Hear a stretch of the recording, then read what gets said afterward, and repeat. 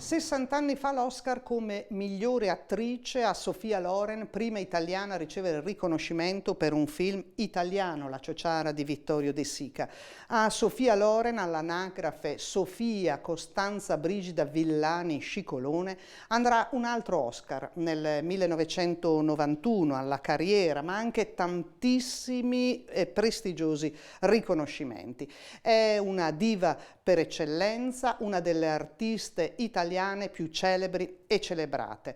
La Loren viene consacrata nell'Olimpo del cinema internazionale a 26 anni nel ruolo appunto di Cesira, la giovane vedova che con la figlia tredicenne lascia Roma per tornare al paese natale per sfuggire ai bombardamenti degli alleati. Siamo nel 1943, ma lungo la strada incontra anche l'atroce scia di violenza che ha segnato l'avanzata dell'esercito di liberazione. De Sica nella Ciociara, tratto dal romanzo omonimo di Alberto Moravia, ci invita ad aggiungere a quell'immagine della popolazione festante al passaggio degli americani che distribuiscono cioccolatini, ci invita ad aggiungere un'altra immagine atroce, che è quella dell'orrore delle cosiddette marocchinate, le violenze di gruppo dei soldati marocchini incorporati nell'esercito francese, che ebbero sì un ruolo determinante